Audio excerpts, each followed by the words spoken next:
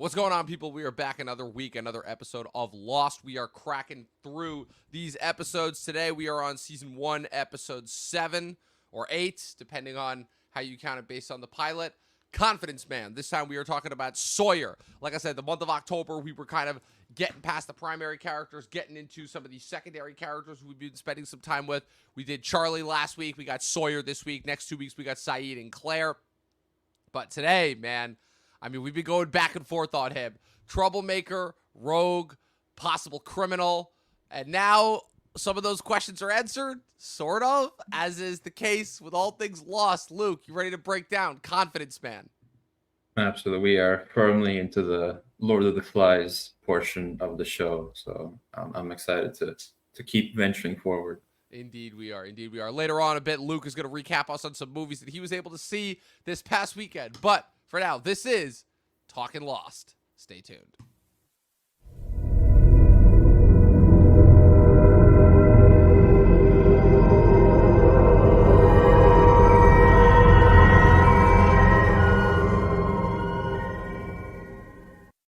All right, Luke, Confidence Man. So here we are after the last 2 weeks in which, the survivors have kind of separated. One group's in the caves, one group's on the beach.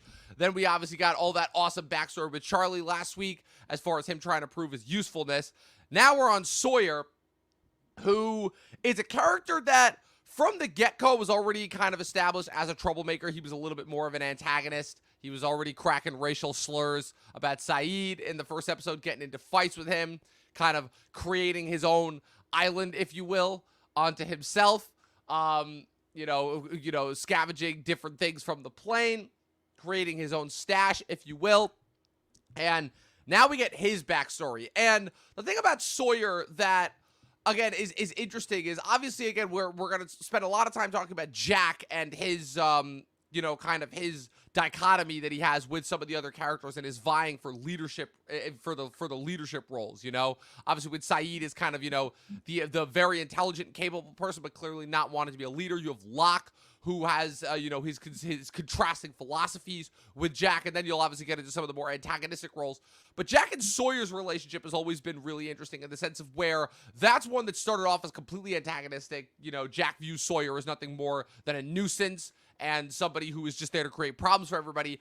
And as time goes on, especially once you discover Sawyer's tragic backstory and the reason for why he is the way he is and for why he does what he does, not only is it another great contribution to the overall, this incredible ensemble of characters that we come to know over the course of these 6 seasons, but you also get kind of like this mutual respect that is developed between the two of them, because even though again they come from wildly different sources, Jack from more of a place of prestige and respect, Sawyer from kind of more of a lowdown coming up, grew up relatively poorer. They both kind of, in a way, have the similar kind of daddy issues, in the sense of where Jack's father put all this pressure on him to succeed when his father was incredibly flawed, while Sawyer literally lost his entire family because of this person whose name he's now using, Sawyer, as is revealed in this episode. So obviously we've gotten to know him. You mentioned a couple episodes ago that you were starting to get a little bit more respect for him and start to like him more. How does this episode fare in terms of changing your perspective potentially on him? I think I'm sort of swaying, like, yeah, he's being a bit of a douchebag by just like pretending he has the medicine and then making Kate kiss him and then saying, "Oh, sorry, I don't have the medicine." Just that part. But on the other hand, he has a own little tent. That's probably what I would be doing. Just, I need my own space. Just get my own stash. He's reading a book that he found washed up on the shore. That's exactly what I'd be doing. Yeah. Ironically, now, he's reading Watership Down, of all books. Yeah, I haven't read it, but I've seen the movie. It's quite violent. It is. Don't show it to your kids. Definitely not. Where was I going? But yeah, now that we know a bit more about his backstory, I'm starting to get him now, as it kind of is with every episode. This character's a mystery. You find out a little bit more about them. Everything starts to make more sense. So, and we do get that little alpha v alpha confrontation in the middle of the episode between him and Jack, which is like, ooh, what's gonna happen? Big moment. Yeah. Yeah, no, it's really interesting because Sawyer was a guy who, when I remember when I first started watching the show, I was like, oh man, like this guy, we're gonna have this type of character here. He's like we're still on the whole Arab bit and everything. And then as time goes on, I'm like, oh, he's one of my favorite characters. Not only is he one of the best characters, but he's one of my favorite characters because he's a character that consistently over time surprises you in terms of every time you think he's going to go one way, he goes another. You know, obviously once they get into their conflict with the others and, you know, the decisions that he makes there. And then obviously once they start going with the island hopping and the time travel that we establish in the later seasons, once the show gets more sci-fi, Sawyer really becomes a staple of the show going forward, you know, especially once we get into the candidates for the island as we get into all the way in the last season. You know, like he's admitted, it's like he is not a good guy. Ultimately, as we discover in his backstory, he was a con man. His whole bit was to, you know, work over targets. You know, as we saw in all 6 seasons of Better Call Saul as well. You know, you have these guys who again are kind of just able to grift and charm their way through life, pulling off different schemes and scams and such.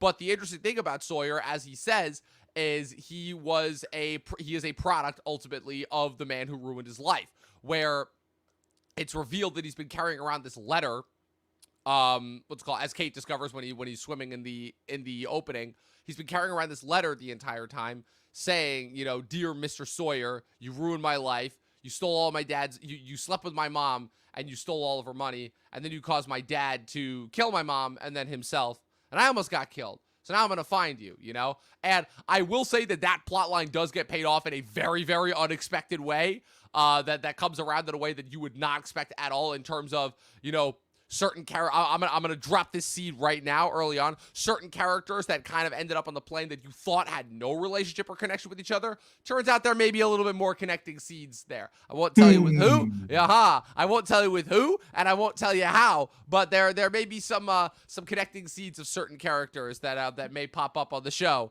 as we go forward, and that not all of them ended up on Oceanic Flight 616 by coincidence. Let me just put it that way. But back to Sawyer. So he's carrying around this letter this entire time. And as Kate figures out, you know, obviously he feels this kinship, this attraction towards Kate. Not necessarily because, obviously, of the fact that it's like, oh, a desert island, who knows what could happen. But more so the fact that, oh, once he discovered that she was the criminal, she was the one who the marshal was carrying on the on the plane, he feels kind of definitely this kinship, this connection to her. And there's a reason why she chooses to stay on the beach with Sawyer and Saeed and them and not go into the caves. So I think that with Jack, I think that's also kind of telling as well, and also as far as who Kate ends up with by the end of the show. But yeah, Sawyer's an interesting guy. He's a complex guy. He's not a nice guy, but it's a little bit of an interesting thing of where early on in the dichotomy of The Walking Dead, this relationship kind of reminds me of that. And before Shane was revealed to be a complete and total asshole, John Berthel's character, he was, he was always the guy that you were like, okay, I may not like this guy, but at the very least, in an environment where we have to survive and I need somebody who's going to have my back, I want this guy in my corner. And that's kind of pretty much the character type that Sawyer sets up, you know? I can think of like 5 of those in the 100. So yeah, there's another staple of the rip-off edge. But yeah, Sawyer, he does fit that archetype, but he's really good at it. So I don't really have much to complain there. He's further establishing himself as one of the main of the ensemble, because it's a big ensemble. Just seeing the poster, there's like that line of people on the poster. So yes, just he's establishing himself. Really, this is just like this is a prime filler episode because it doesn't really move the plot forward. It's just like character work and and you can make the relationships. And I guess you could make that argument about a majority of season 1, given that season 1 is primarily focused on character establishment and building. Again, I know I've said this so many times, but the characters of the show again are the center, the staple, the focus. And what's so interesting is that, again, for a show that, again, a majority of the stuff that people remember is the crazy sci-fi shit and, oh, are they dead or not? That's what people remember years later after the show. But people forget that, again, the way that this show started, the entire first season, there's barely any plot. There's like barely any others. Besides the pilot episode, we really don't get that much more of the smoke monster. We don't even find out about the numbers. We haven't seen the hatches yet. We've only seen brief glimpses and indications that there are other people on this island. So far, we just know about the transmission and the mysterious French woman who we assume is the one that knocked Sayid out, even though this episode tries to cast some doubt on that as well.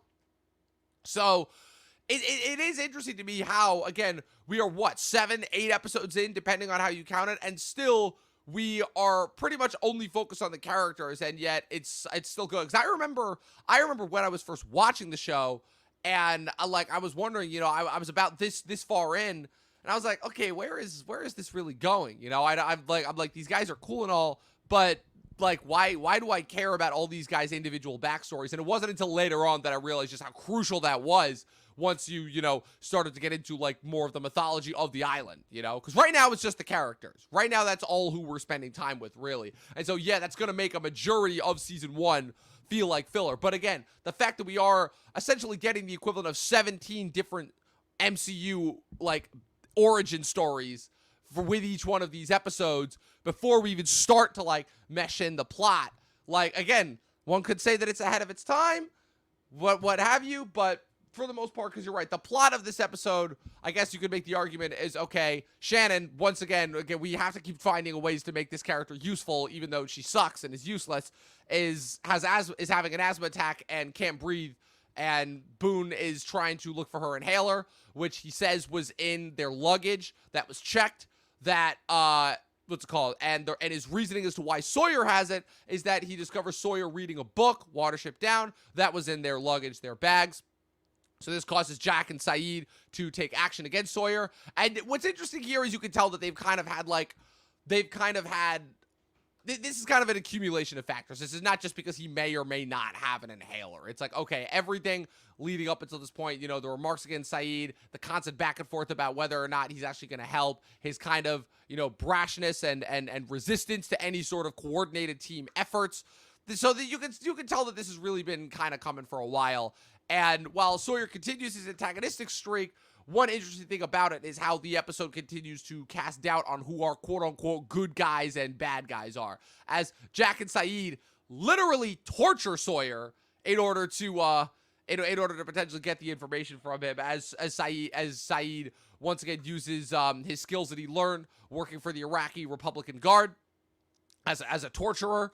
I believe something along the lines of like sticking splinters underneath Sawyer's fingernails. So not exactly that was not pleasant not exactly watch. Pleasant stuff to watch, not exactly nice stuff to watch. But as they discover, as he reveals, he's like, yeah, I'll only do it for a kiss from Kate. And then after Kate does it, he's like, yeah, I don't have the inhaler. He's like, I never had it to begin with. I found this stuff while I was fishing off the shore, And so obviously some other plot lines here. Charlie trying to get peanut butter for Claire. Sayid questioning Locke, and Locke being the one that potentially could be the fingering Sawyer as far as being the one that wants to keep them on the island, and potentially being the one that knocked out Sayid at the end of last episode. And also Sun, once again, kind of continuing her newfound relationship with Michael that was established 2 episodes ago in terms of helping to, as it turns out, be the one to help save Shannon's life as she uses eucalyptus to open up her airways, which even Jack admits is like, wow, dummy, how did I not think of that as the resident doctor on the island, And what's it called? So you have all those, I guess, plot lines, if you will, kind of going. But I guess I guess kind of my thought process is like, ultimately the question for me that comes down to is, why do you think Sawyer why do you think Sawyer ultimately makes it seem like he is the one that has the inhaler when really he never had it? I feel like he could have avoided a whole lot of annoyance and hardships if he had just come clean about the inhaler. So why is it that you think that he chose to withhold that information? What was it like Kate said, like asked him, like, why do you want, was it Kate that, why do you want act like everyone want to hate you, like he wants, like maybe it goes back to that his backstory that he wants to be alone, he wants people to avoid him, so he's just doing these things to make himself antagonistic and just go his own way on the island for as much as he can. Maybe he enjoys it, like from a certain standpoint, just messing with people. Just I don't know.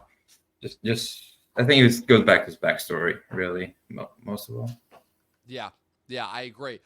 And obviously, like I said, we haven't touched on his backstory too much in this episode, because mostly, again, I would say that the backstory here, I mean, obviously the backstories for each character in each episode is going to be a little bit different. Some are kind of like more contained, some take place over the course of a couple months. I believe that Sawyer's backstory in this episode kind of all takes place over all in real time, where, you know, it opens with him sleeping with this one woman in a motel room. Then obviously he's pulling out a suitcase of money, drops it down to reveal it.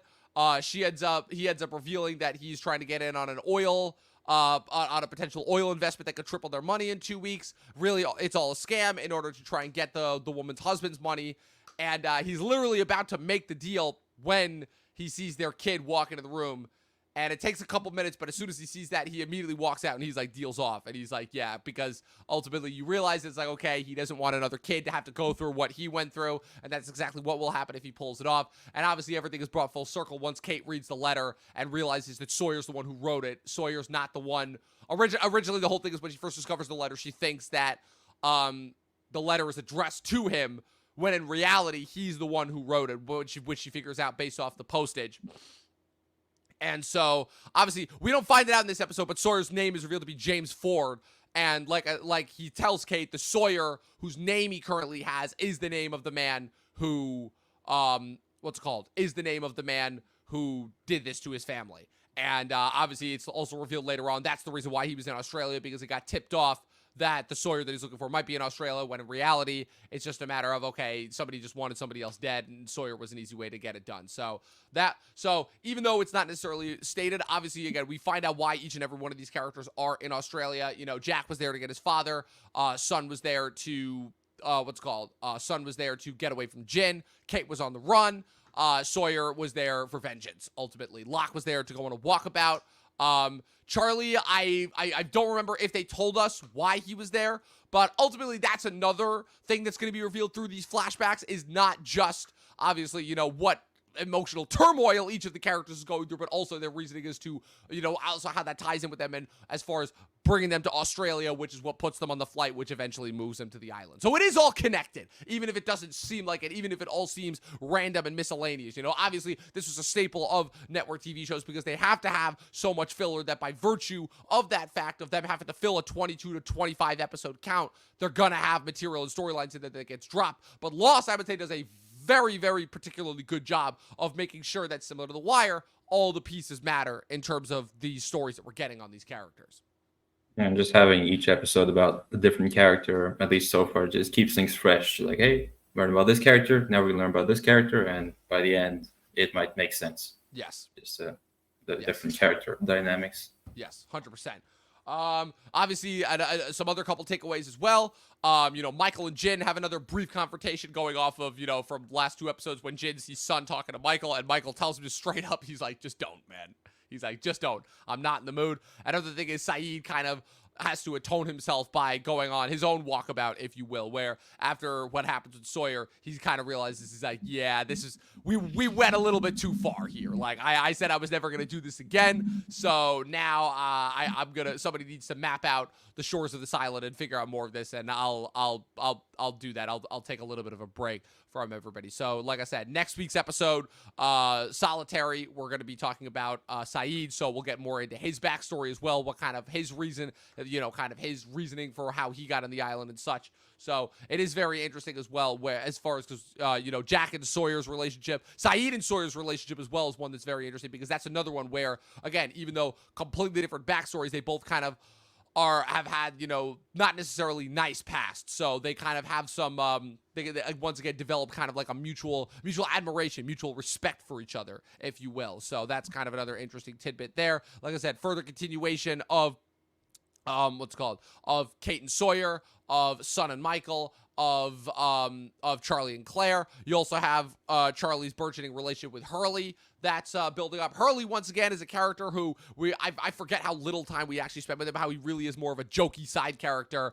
who's kind of just there to be there for everybody in these first couple of episodes before we get into his backstory, which I'll say right now, just as a little bit of a trailer for the end of it. So we'll be wrapping up 2024. We're gonna wrap season 1 in January of 2025, but at the end of December of 2024, we'll be wrapping the year, the calendar year, if you will, with Numbers, which is Hurley's backstory, and that not only is Hurley's backstory, but a crucially important episode for not just the setting up of the show, but for the lore of Lost. Ones that introduces the 6 numbers that kind of dictate and center Yes, around 6 numbers. the That's another thing that I Yes. know. That there's 6 numbers. I don't know what they mean. Yes, exactly. Well, in fairness, I'll say right now, they don't necessarily answer that mystery. Or do they? We'll find out, obviously, as time goes on. But before we wrap up and move on to the movies that you saw this week, do you have any final thoughts on this episode, on Confidence Man, on Sawyer? Just another solid episode, as they are every week. Like I said at the beginning, we are getting into the Lord of the Flies episode. People are going more savage mode. Jack and Saeed doing the old torture job on Sawyer. I did enjoy Saeed going that full, unfortunately for both of us, that is false. And then he starts doing the torture. Like, oof. Yes. But yeah. Or when he's like, good morning, and then knocks out Yeah. Sawyer. That was great. At least Love he's that. polite about it. Yes. At least he's always polite. That's the thing about Saeed. He is always polite. Oh, man. If you think him with Sawyer was now, wait until they introduce Ben Linus. Wait until we get into that. And also Locke. He has like one line in the whole episode, and it's just like, Yep. he always knows exactly what to say. Also, It's brilliant. you know how I know you're becoming a Lost fan now? You're starting to remember the characters' names. I am. Like, Yep. I could probably name most of them now. Yep. Well, except for Boone and Shannon, but like I said, they're kind of useless as far as the overall story of the show. That was another staple of network shows. Characters that started out that you thought were going to be important, that then over time they continue to have less and less and less screen time and importance. So, oh man, that's gonna be funny once we get to Boone's backstory. But with that being said, what do you give this episode ratings wise? I think I'm gonna give it a 4-star, like a high 4-star. Yeah. Let's just say that. Yeah, I agree. 4-star for me. So, Luke, you also saw some movies this past week? I did, just the 2, but they are 2024 releases. With my evening lectures, I'm watching a lot less movies, and we only have Thursdays free, so that's my movie day. Actually, we did have Wednesday free, so that's when I saw Joker on a whim. So I think I'm out of practice because I'm talking about movies. I don't have much to say about Joker. I've been talking Lost so much, so like. Oh man, Lost has infected your brain. And I'm very thankful for it because it's a nice reprieve, isn't it? Yeah. If you have any more 20-episode shows for me to watch, send them my way. But Joker. Oh, do I? Joker feels like such a, I don't know, it's like, no, I don't think they wanted to make it at all. Like the first one just made so much money that they had to come up with something because it did not need a sequel. This movie did not convince me that the sequel should have existed. It had some good bits in it. I like the singing bits. I thought Joaquin was a better singer than I would have taken him for. Of course, with Lady Gaga, she can always sing. Mm-hmm. But yeah, I'm not gonna be too bothered by this one, let's say. Yeah, I will say that even though my thoughts on it are the total opposite of everybody else's, I still once again question the existence of this movie, other than, like you said, the first one was such a phenomenon they had to capitalize it in some way, you know? But even, yeah, from a pop culture standpoint, this movie is a little bit of an oddity, you know? But I still kind of enjoy it for that. So, and then you also saw We Live in Time, which I was planning on watching yesterday, and then I did not. So, what did you think of that? It was just a really solid romantic drama type thing. You know, it's nothing mind blowing. It's like the most mind blowing thing is that it's edited in 2 timelines. It's like when they first meet and then after the cancer diagnosis. Just 2 of my favorite actors doing a movie together. It feels like something you'd get in the 90s, just like 2 big actors doing a regular movie. Just like no explosions, no nothing. It's funny in times, it's emotional, but it's not like, as you once called The Last of Us, misery porn. Oh, thank God. That's it's just like, okay, it's emotional, but it's not gonna make you ooh, it's so sad. It's like, Yeah. I still Yeah. stand by my statement that The Last of Us is misery porn, but yeah, that's good to know at least. I'm watching, my plans are for this week, I'm watching The Apprentice on Monday, and then I'm watching We Live in Time on Tuesday night before I get into this coming week's big release, which I'm very, very much looking forward to, Anora, which obviously is getting a lot of hype. One of my favorite directors working. One of my favorite, Mikey Madison is about to have the breakout turn that's going to catapult her into superstar status. I'm very, very excited about this. This is set to be one of the big Oscar front runners and contenders. And it was the 5th Neon movie in a row to win the Palme d'Or at Cannes after Parasite, Titan, Triangle of Sadness, and Anatomy of a Fall. So Neon has been killing it in the 2020s, kind of in a way that A24 is not. So I cannot wait for that. And then, like I said, we're going to wrap October with Raised by Another. And I'm still wondering if I'm going to actually bother watching Venom: The Last Dance in theaters, but I might, just because I've seen the first 2 in theaters, so I feel like I have to wrap the trilogy and wrap this goofy, very strange last 6 years of existence. So that'll be interesting, to say the least, before we get into my theater's they're playing all 3 of them in a row. I'm like, no, God. that's too much Venom. Oh God, this is far too much Venom. So many thoughts about like how much brain cancer people will get from actually sitting through those 3 movies back to back in a row. And what else? The Substance popped up on my website where I watch my movies. Let's just call it that. So I'll be watching that this week. All right. Finally gonna get Luke's thoughts on The Substance. Yes, because we only get 1 screening, and I have a lecture on that time. It's part of the Riga International Film Festival. Man, do what you gotta do. Do what you gotta do to watch these movies. And I will watch Smile 2 because I like Naomi Scott and I like the first movie somewhat. I did not see the first one. It looked entertaining. This one looks entertaining. Will I be watching it? Probably not. But yeah, I'm just not that guy that like needs to watch horror movies during Halloween, because I usually find that a lot of the horror movies that release during the month of October are really bad. And unfortunately, they had a chance. They had a moment to really bring that back with the Halloween reboot movies, and well, after the first one, they did not do that. They really, really did not do that. So let's hope Nosferatu is fingers crossed. Decent. I'm still hoping. After Anora, Nosferatu, that's really it, because I've heard Queer is good. I've heard The Brutalist. I've heard The Brutalist is very, very good. But it's another 3-hour-long Holocaust movie, so yay. And what are the other ones that I'm looking forward to? Gladiator 2. I need Gladiator. It just looks epic. Yeah, I'm still waiting for a release date for Eden, because I'm sorry, that Sydney Sweeney Anna de Armas 3-way. I'm like, yeah, I'm sorry, I need that right now, because man, we are struggling with the movies right now. But I will make The Substance my priority, because everyone has been raving about that one. Yes, so. Almost like every. That's usually a pretty good sign. Yeah, it's worth it. I mean, besides the fact that this entire year has been a dry spell for movies. Just a movie like The Substance is just so crazy and out there and bonkers, but also so unyielding and so bold. And I hate using that word, but in 2024, I feel like it's actually needed, because it's like, yeah, when we talk about bold movies, this is what we're talking about. It has to be.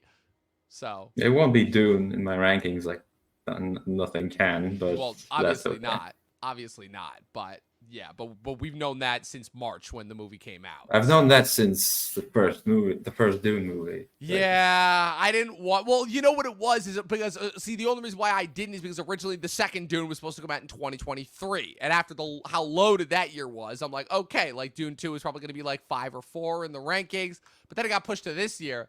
And I was looking at the upcoming slate of movies this year. I'm like, this movie's going to have no competition. And, well, I think it's safe to say at this point, I was right. I feel like our top 10 for 2024, when we're in the year 2025, looking back on this year, is we're pretty much just going to be like, yeah, wow, Dune and Shogun really did wipe every other movie and TV show off the planet. So these are the best, and everything else is the runner-up, It's almost like those. And I've been watching The Penguin. That's decent enough. It's good. But I need the Batman Part 2. Yeah, it's good. It's not the Batman, but also I didn't love the Batman, so. Yeah, I'm just waiting for 2026. That's when all the heavy hitters Yeah. are coming, 2020, evidently. yeah. 2025 is the warm up, but 2026, yeah, that's when all the heavy hitters are going to come out.